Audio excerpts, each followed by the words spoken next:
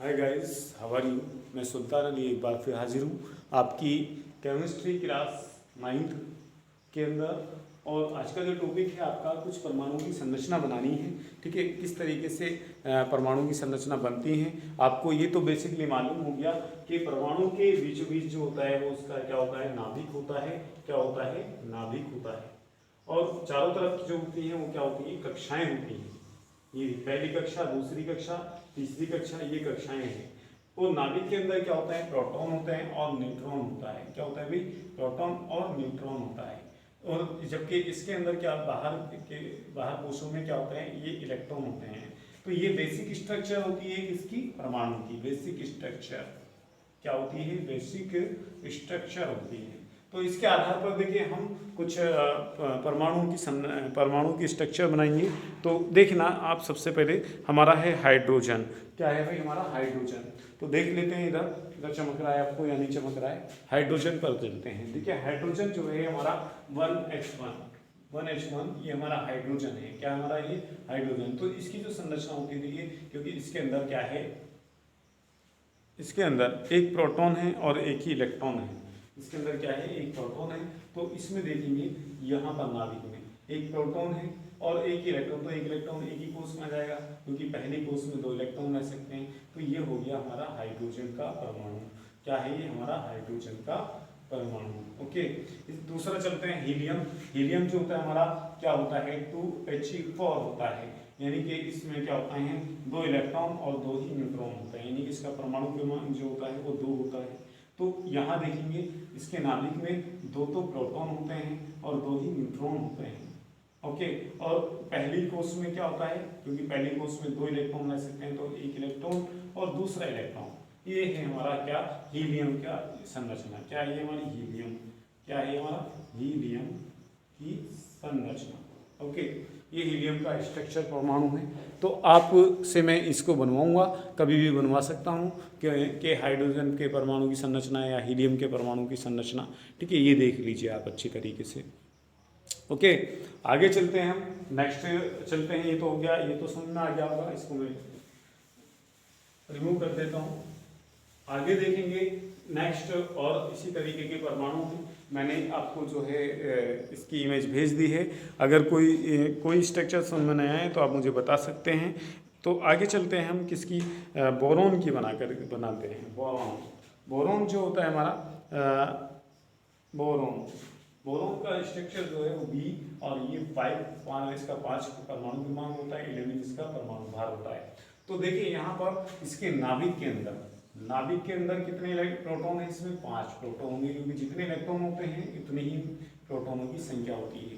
तो यहाँ देखेंगे 5 और 6, क्योंकि 11 है तो 6 इसमें क्या होंगे, न्यूट्रॉन होंगे। अब पहली कोष में कितने इलेक्ट्रॉन रह सकते हैं, ओनली 2 रह सकते हैं, ये रहा 1 और 2। दूसरी कोष में देखिए, दूसरी कोष में यहाँ देखेंगे तो क्या होगा, दूसरी कोष में 8 रह सकते हैं। इसमें कितने हैं, 5 हैं।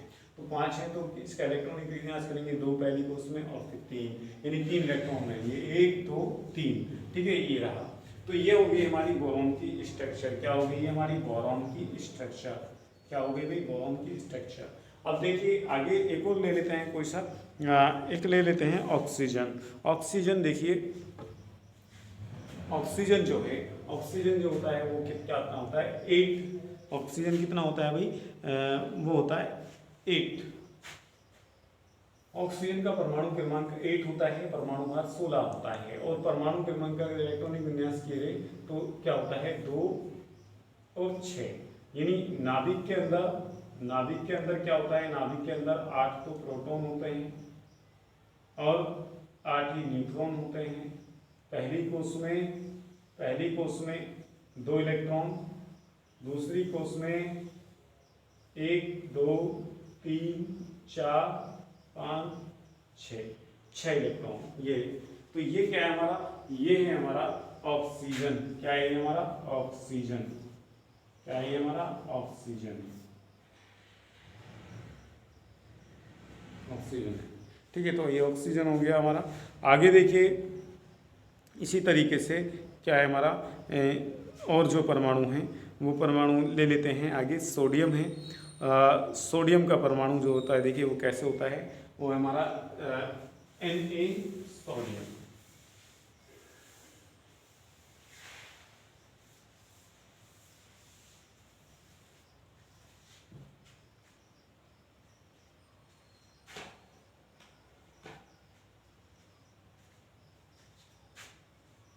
Na सोडियम, ये सोडियम है, सोडियम 11 और इसका परमाणु भार जो होता है वो 23 होता है। तो इसका इलेक्ट्रॉनिक विन्यास करते हैं हम 11 का, तो वो क्या होगा देखिए, पहली कोष में 2, दूसरी कोष में 8 और तीसरी कोष में 1 इलेक्ट्रॉन होता है। तो इसका परमाणु बनाएंगे यहाँ पर, तो परमाणु के अंदर नाभिक में कितने होंगे, 11, तो इसमें प्रोटॉन होंगे और 8 और 12 जो होंगे इसमें न्यूट्रॉन होंगे। पहली कोष में 2 इलेक्ट्रॉन, दूसरी कोष में 8 इलेक्ट्रॉन, ये 1 2 3 4 5 6 7 और 1 8। तीसरी कोष में कितने इलेक्ट्रॉन, तीसरी कोष में हमारे यहाँ पर 1 ही इलेक्ट्रॉन है। तो ये हमारा क्या है, सोडियम का परमाणु है। ये क्या है हमारा, सोडियम का परमाणु हो गया, सोडियम। ठीक है भाई, इसी तरीके से आगे चलते हैं। एक है हमारा क्या, सल्फर। सल्फर जो होता है हमारा 1632 होता है। देखिए सल्फर का जो परमाणु क्रमांक होता है वो 16 होता है और एटॉमिक वेट जो होता है वो 32 होता है। तो यहाँ देखें इसके नाभिक में कितने इलेक्ट्रॉन होने चाहिए, 16, क्योंकि 16 इसका परमाणु क्रमांक है और 16 ही इसके अंदर 32 है, तो 16 × 32 16 इसमें न्यूट्रॉन होने चाहिए।